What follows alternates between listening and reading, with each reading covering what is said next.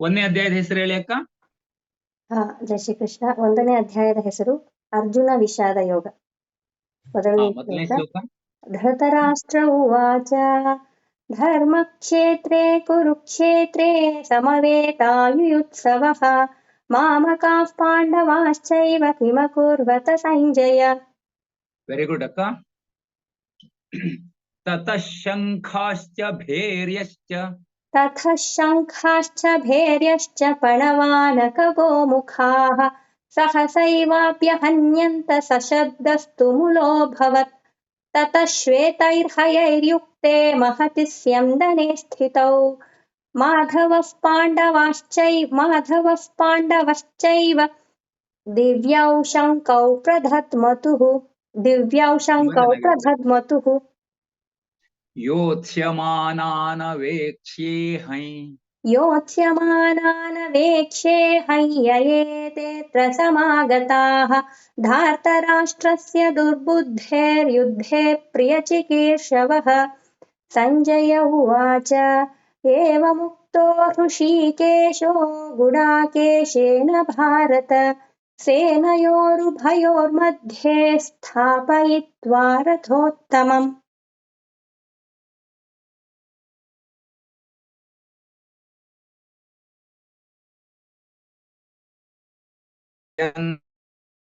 ಅಣ್ಣ ಕೇಳಿಸ್ಲಿಲ್ಲ? ಹರಿ ಓಂ ಅಣ್ಣ, ಕೇಳಿಸ್ತಿದ್ಯಾ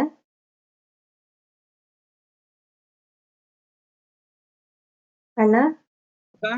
ಕೇಳಿಸ್ತಾ ಇದೆಯಾ? ಮಧ್ಯೆ ಕೇಳಿಸ್ಲಿಲ್ಲ. ನಾನು ಹೇಳಿದ್ದು ಕೇಳಿಸ್ತಾ? ಗುಡೋಕೇಶನ ಕೇಳ್ತಿತ್ತು. ನೆಕ್ಸ್ಟ್ ಶ್ಲೋಕ ಕೇಳಿಸ್ಲಿಲ್ಲ. ಯದ್ಯಪ್ಯೇತೇನ ಪಶ್ಯಂತಿ ಲೋಭೋಪಹತ ಚೇತಸಃ ಕುಲಕ್ಷಯ ಕೃತಂ ದೋಷಂ ಮಿತ್ರದ್ರೋಹೇ ಚ ಪಾತಕಂ ಕಥನ್ನ ಜ್ಞೇಯಮಸ್ಮಾಭಿಃ ಪಾಪಾದಸ್ಮಾನ್ ನಿವರ್ತಿತುಂ ಕುಲಕ್ಷಯ ಕೃತಂ ದೋಷಂ ಪ್ರಪಶ್ಯದ್ಭಿರ್ಜನಾರ್ದನ. ವೆರಿ ಗುಡ್ ಅಕ್ಕ, ತುಂಬಾ ಚೆನ್ನಾಗಿ ಹೇಳಿದ್ರಿ ಅಕ್ಕ. 3ನೇ ಅಧ್ಯಾಯಕ್ಕೆ ಹೋಗೋಣ. 3ನೇ ಅಧ್ಯಾಯದ ಹೆಸರು ಹೇಳಿ ಅಕ್ಕ. 3ನೇ ಅಧ್ಯಾಯದ ಹೆಸರು ಕರ್ಮಯೋಗ. ಮೊದಲನೆಯ ಶ್ಲೋಕ ಅರ್ಜುನ ಉವಾಚ ಧ್ಯಾಯಸಿ ಚೇತ್ ಕರ್ಮಣಸ್ತೆ ಮತಾ ಬುದ್ಧಿರ್ಜನಾರ್ದನ ತತ್ಕಿಂ ಕರ್ಮಣಿ ಘೋರೆ ಮಾನ್ ನಿಯೋಜಯಸಿ ಕೇಶವ. ತುಂಬಾ ಚೆನ್ನಾಗಿ ಹೇಳಿದ್ರಕ್ಕ. ಯಜ್ಞಶಿಷ್ಟಾಶಿನಃ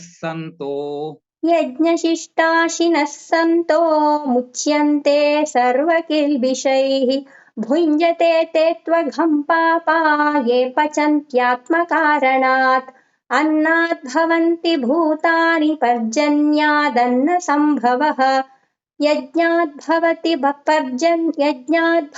ಪರ್ಜನ್ಯೋ ಯಜ್ಞಃ ಕರ್ಮ ಸಮುದ್ಭವಃ. ತುಂಬಾ ಚೆನ್ನಾಗಿ ಹೇಳಿದ್ರಕ್ಕ. ಯದಿಹ್ಯಹನ್ನ ವರ್ತೇಯಂ ಜಾತು ಕರ್ಮಣ್ಯತಂದ್ರಿತಃ ಮಮ ವರ್ತ್ಮಾನುವರ್ತಂತೆ ಮನುಷ್ಯಾಃ ಪಾರ್ಥ ಸರ್ವಶಃ ಉತ್ಸೀದೇಯುರಿಮೇ ಲೋಕಾ ನ ಕುರ್ಯಾಂ ಕರ್ಮ ಚೇದಹಂ ಸಂಕರಸ್ಯ ಚ ಕರ್ತಾ ಸ್ಯಾಮುಪಹನ್ಯಾಮಿ ಮಾಃ ಪ್ರಜಾಃ. ತುಂಬಾ ಚೆನ್ನಾಗಿ ಹೇಳಿದ್ರಕ್ಕ. ಧೂಮೇನಾವ್ರಿಯತೆ ವಹ್ನಿರ್ ಯಥಾದರ್ಶೋ ಮಲೇನ ಚ ಯಥೋಲ್ಬೇನಾವೃತೋ ಗರ್ಭಸ್ತಥಾ ತೇನೇದಮಾವೃತಂ ಜ್ಞಾನಮೇತೇನ ಜ್ಞಾನಿನೋ ನಿತ್ಯವೈರಿಣಾ ಕಾಮರೂಪೇಣ ಕೌಂತೇಯ ದುಷ್ಪೂರೇಣಾನಲೇನ ಚ. ತುಂಬಾ ಚೆನ್ನಾಗಿ ಹೇಳಿದ್ರಕ್ಕ. 4ನೇ ಅಧ್ಯಾಯಕ್ಕೆ ಹೋಗೋಣ. 4ನೇ ಅಧ್ಯಾಯದ ಹೆಸರು ಹೇಳಿ ಅಕ್ಕ. 4ನೇ ಅಧ್ಯಾಯ ಜ್ಞಾನ ಕರ್ಮ ಸನ್ಯಾಸ ಯೋಗ.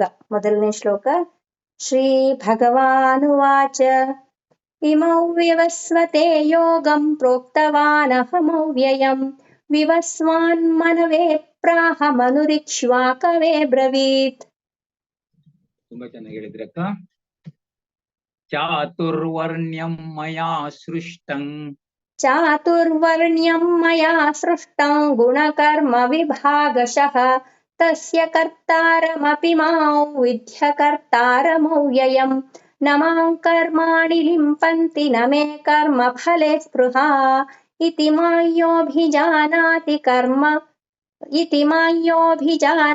कर्मभिर्न स बध्यते. ತುಂಬಾ ಚೆನ್ನಾಗಿ ಹೇಳಿದ್ರಿ ಅಕ್ಕ.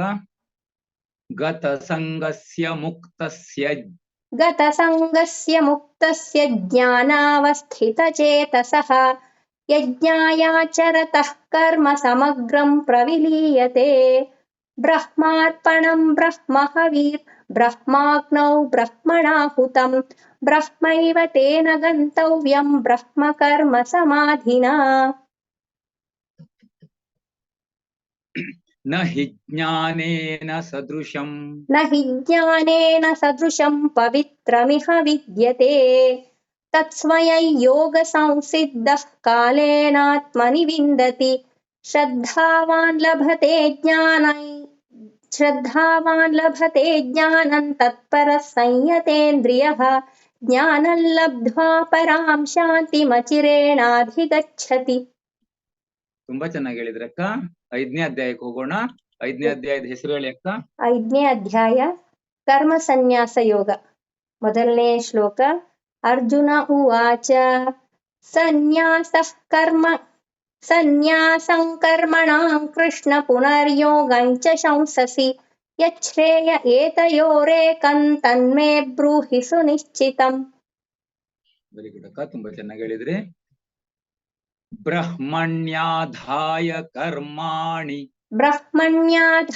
ಕರ್ಮಾಣಿ ಸಂಗಂ ತ್ಯಕ್ತ್ವಾ ಕರೋತಿ ಯಃ ಲಿಪ್ಯತೇನ ಸ ಪಾಪೇನ ಪದ್ಮಪತ್ರಮಿವಾಂಭಸಾ ಕಾಯೇನ ಮನಸಾ ಬುದ್ಧ್ಯಾ ಕೇವಲೈರಿಂದ್ರಿಯೈರಪಿ ಯೋಗಿನಃ ಕರ್ಮ ಕುರ್ವಂತಿ ಸಂಗಂ ತ್ಯಕ್ತ್ವಾತ್ಮಶುದ್ಧಯೇ. ಸರಿ ನಾನು ಜ್ಞಾನೇನ ತು ತದಜ್ಞಾನೈ ಯೇಷಾಂ ಸಾಮ್ಯೇ ಸ್ಥಿತಂ ಮನಃ ಯೇಷಾನ್ನಾಶಿತಮಾತ್ಮನಃ ಯೇಷಾಮಾದಿತ್ಯವಜ್ಞಾನಂ ಪ್ರಕಾಶಯತಿ ತತ್ಪರಂ ತದ್ಬುದ್ಧಯಸ್ತದಾತ್ಮಾನಸ್ತನ್ನಿಷ್ಠಾಸ್ತತ್ಪರಾಯಣಾಃ ಗಚ್ಚನ್ತ್ಯ ಪುನರಾವೃತ್ತಿಂ ಜ್ಞಾನನಿರ್ಧೂತಕಲ್ಮಷಾಃ. ಯತೇಂದ್ರಿಯಮನೋಬುದ್ಧಿರ್ಮುನಿರ್ಮೋಕ್ಷಪರಾಯಣಃ ವಿಗತೇಚ್ಛಾಭಯಕ್ರೋಧೋ ಯಃ ಸದಾ ಮುಕ್ತ ಏವ ಸಃ ಭೋಕ್ತಾರಂ ಯಜ್ಞತಪಸಾಂ ಸರ್ವಲೋಕಮಹೇಶ್ವರಂ ಸುಹೃದಂ ಸರ್ವಭೂತಾನಾಂ ಜ್ಞಾತ್ವಾ ಮಾಂ ಶಾಂತಿಮೃಚ್ಛತಿ. ತುಂಬಾ ಚೆನ್ನಾಗಿ ಹೇಳಿದ್ರಿ ಅಕ್ಕ. ಮುಂದಿನ ಅಧ್ಯಾಯಕ್ಕೆ ಹೋಗೋಣ. 6ನೇ ಅಧ್ಯಾಯದ ಹೆಸರು ಹೇಳಿ ಅಕ್ಕ. 6ನೇ ಅಧ್ಯಾಯ ಆತ್ಮ ಸಂಯಮ ಯೋಗ. ಮೊದಲನೇ ಶ್ಲೋಕ. ಶ್ರೀ ಭಗವಾನುವಾಚ ಅನಾಶ್ರಿತಃ ಕರ್ಮ ಫಲಂ ಕಾರ್ಯಂ ಕರ್ಮ ಕರೋತಿ ಯಃ ಸ ಸನ್ಯಾಸಿ ಚ ಯೋಗಿ ಚ ನ ನಿರಗ್ನಿರ್ನ ಚಾಕ್ರಿಯಃ. ತುಂಬಾ ಚೆನ್ನಾಗಿ ಹೇಳಿದ್ರಿ ಅಕ್ಕ. ಸಮಂಕಾಯ ಶಿರೋಗ್ರೀವಂ ಧಾರಯನ್ನಚಲಂ ಸ್ಥಿರಃ ಸಂಪ್ರೇಕ್ಷ್ಯ ನಾಸಿಕಾಗ್ರಂ ಸ್ವಂ ದಿಶಶ್ಚಾನವಲೋಕಯನ್ ಪ್ರಶಾಂತಾತ್ಮಾ ವಿಗತಭೀರ್ಬ್ರಹ್ಮಚಾರಿವ್ರತೆ ಸ್ಥಿತಃ ಮನಃ ಸಂಯಮ್ಯ ಮಚ್ಚಿತ್ತೋ ಯುಕ್ತ ಆಸೀತ ಮತ್ಪರಃ. ವೆರಿ ಗುಡ್ ಅಕ್ಕ, ತುಂಬಾ ಚೆನ್ನಾಗಿ ಹೇಳಿದ್ರಿ. ತಂ ವಿದ್ಯಾ ದುಃಖ ಸಂಯೋಗ ವಿಯೋಗಂ ಸಂಹಿತಂ ಸ ನಿಶ್ಚಯೇನ ಯೋಕ್ತವ್ಯೋ ಯೋಗೋ ನಿರ್ವಿಣ್ಣ ಚೇತಸಃ ಸಂಕಲ್ಪ ಪ್ರಭವಾನ್ ಕಾಮಾನ್ ತ್ಯಕ್ತ್ವಾ ಸರ್ವಾನ್ ಶೇಷತಃ ಮನಸೈವೇಂದ್ರಿಯಗ್ರಾಮೌ ವಿನಿಯಮ್ಯ ಸಮಂತತಃ. ವೆರಿ ಗುಡ್ ಅಕ್ಕ, ತುಂಬಾ ಚೆನ್ನಾಗಿ ಹೇಳಿದ್ರಿ. ಕಚ್ಚಿನ್ನೋ ಭಯ ವಿಭ್ರಷ್ಟಶ್ಚಿನ್ನಾಭ್ರಮಿವ ನಶ್ಯತಿ ಅಪ್ರತಿಷ್ಠೋ ಮಹಾಬಾಹೋ ವಿಮೂಢೋ ಬ್ರಹ್ಮಣಃ ಪಥಿ ಏತನ್ಮೇ ಸಂಶಯಂ ಕೃಷ್ಣ ಛೇತ್ತುಮರ್ಹಸ್ಯ ಶೇಷತಃ ತ್ವದನ್ಯಃ ಸಂಶಯಸ್ಯಾಸ್ಯ ಛೇತ್ಥಾ ನ ಹ್ಯುಪಪದ್ಯತೆ. ತುಂಬಾ ಚೆನ್ನಾಗಿ ಹೇಳಿದ್ರೆ ಅಕ್ಕ. 7ನೇ ಅಧ್ಯಾಯಕ್ಕೆ ಹೋಗೋಣ. 7ನೇ ಅಧ್ಯಾಯದ ಹೆಸರು ಹೇಳಿ ಅಕ್ಕ. ಜ್ಞಾನ ವಿಜ್ಞಾನ ಯೋಗ ಮೊದಲನೇ ಶ್ಲೋಕ ಹೇಳ್ತೀನಿ ಸರ್. ಶ್ರೀ ಭಗವಾನುವಾಚ ಮಯ್ಯಾಸಕ್ತಮನಃ ಪಾರ್ಥ ಯೋಗಂ ಯುಂಜನ್ಮದಾಶ್ರಯಃ ಅಸಂಶಯಂ ಸಮಗ್ರಂ ಮಾಂ ಯಥಾ ಜ್ಞಾಸ್ಯಸಿ ತಚ್ಛೃಣು. ಬೀಜಂ ಮಾಂ ಸರ್ವಭೂತಾನಾಂ ಬೀಜಂ ಮಾಂ ಸರ್ವಭೂತಾನಾಂ ವಿದ್ಧಿ ಪಾರ್ಥ ಸನಾತನಂ ಬುದ್ಧಿರ್ಬುದ್ಧಿಮತಾಮಸ್ಮಿ ತೇಜಸ್ವಿನಾಮಹಂ ಬಲಂ ಬಲವತಾಂ ಚಾಹಂ ಕಾಮರಾಗ ವಿವರ್ಜಿತಂ ಧರ್ಮ ವಿರುದ್ಧೋ ಭೂತೇಷು ಕಾಮೋಸ್ಮಿ ಭರತರ್ಷಭ. ತುಂಬಾ ಚೆನ್ನಾಗಿ ಹೇಳಿದ್ರಕ್ಕ. ಚತುರ್ವಿಧಾ ಭಜಂತೆ ಮಾಂ ಜನಾನ್ ಸುಕೃತಿನೋರ್ಜುನ ಆರ್ತೋ ಜಿಜ್ಞಾಸುರರ್ಥಾರ್ಥೇ ಜ್ಞಾನಿ ಚ ಭರತರ್ಷಭ ತೇಷಾಂ ಜ್ಞಾನಿ ನಿತ್ಯಯುಕ್ತ ಏಕಭಕ್ತಿರ್ವಿಶಿಷ್ಯತೆ ಪ್ರಿಯೋ ಹಿ ಜ್ಞಾನಿನೋತ್ಯರ್ಥಂ ಅಹಂ ಸ ಚ ಮಮ ಪ್ರಿಯಃ. ವೆರಿ ಗುಡ್ ಅಕ್ಕ, ತುಂಬಾ ಚೆನ್ನಾಗಿ ಹೇಳಿದ್ರಿ. ಯೇಷಾಂತ್ವಂತಗತಂ ಪಾಪಂ ಜನಾನಾಂ ಪುಣ್ಯಕರ್ಮಣಾಂ ತೇ ದ್ವಂದ್ವ ಮೋಹ ನಿರ್ಮುಕ್ತಾ ಭಜಂತೆ ಮಾಂ ದೃಢವ್ರತಾಃ ಜರಾಮರಣ ಮೋಕ್ಷಾಯ ಮಾಮಾಶ್ರಿತ್ಯ ಯತಂತಿ ಯೇ ತೇ ಬ್ರಹ್ಮ ತದ್ವಿದುಃ ಕೃಷ್ಣಮಧ್ಯಾತ್ಮಂ ಕರ್ಮ ಚಾಖಿಲಂ. ತುಂಬಾ ಚೆನ್ನಾಗಿ ಹೇಳಿದ್ರಿ ಅಕ್ಕ. ಈಗ ಮುಂದಿನ ಅಧ್ಯಾಯಕ್ಕೆ ಹೋಗೋಣ. 9ನೇ ಅಧ್ಯಾಯ ಅಕ್ಕ. 9ನೇ ಅಧ್ಯಾಯದ ಹೆಸರು ರಾಜವಿದ್ಯಾ ರಾಜಗುಹ್ಯ ಯೋಗ. ಮೊದಲನೇ ಶ್ಲೋಕ ಶ್ರೀ ಭಗವಾನುವಾಚ ಇದಂತು ತೇ ಗುಹ್ಯತಮಂ ಪ್ರವಕ್ಷ್ಯಾಮ್ಯನಸೂಯವೆ ಜ್ಞಾನಂ ವಿಜ್ಞಾನ ಸಹಿತಂ ಯಜ್ಞಾತ್ವಾ ಮೋಕ್ಷ್ಯಸೇ ಶುಭಾತ್. ತುಂಬಾ ಚೆನ್ನಾಗಿ ಹೇಳಿದ್ರಿ ಅಕ್ಕ. ಮಯಾಧ್ಯಕ್ಷೇಣ ಪ್ರಕೃತಿ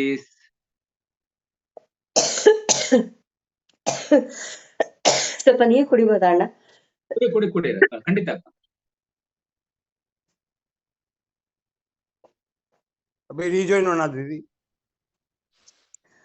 ಮಯಾಧ್ಯಕ್ಷೇಣ ಪ್ರಕೃತಿ ಸೂಯತೆ ಸಚರಾಚರಂ ಹೇತುನಾನೇನ ಕೌಂತೆಯ ಜಗದ್ವಿಪರಿವರ್ತತೆ ಅವಜಾನಂತಿ ಮಾಂ ಮೂಢಾ ಮಾನುಷೀಂ ತನುಮಾಶ್ರಿತಂ ಪರಂ ಭಾವಮಜಾನಂತೋ ಮಮ ಭೂತ ಮಹೇಶ್ವರಂ.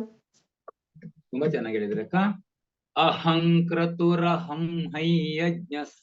ಅಹಂಕ್ರತುರಹಂ ಯಜ್ಞಸ್ವಥಾಹಮಹಮೌಷಧಂ ಮಂತ್ರೋಹಮಹಮೇವಾಜ್ಯಂ ಅಹಮಗ್ನಿರಹಂ ಹುತಂ ಪಿತಾಹಮಸ್ಯ ಜಗತೋ ಮಾತಾ ಧಾತಾ ಪಿತಾಮಹಃ ವೇದ್ಯಂ ಪವಿತ್ರಮೋಂಕಾರ ರುಕ್ಸಾಮಯಜುರೇವ ಚ.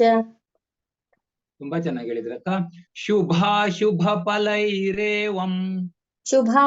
ಫಲೈರೇವಂ ಮೋಕ್ಷ್ಯಸೆ ಕರ್ಮ ಬಂಧನೈಃ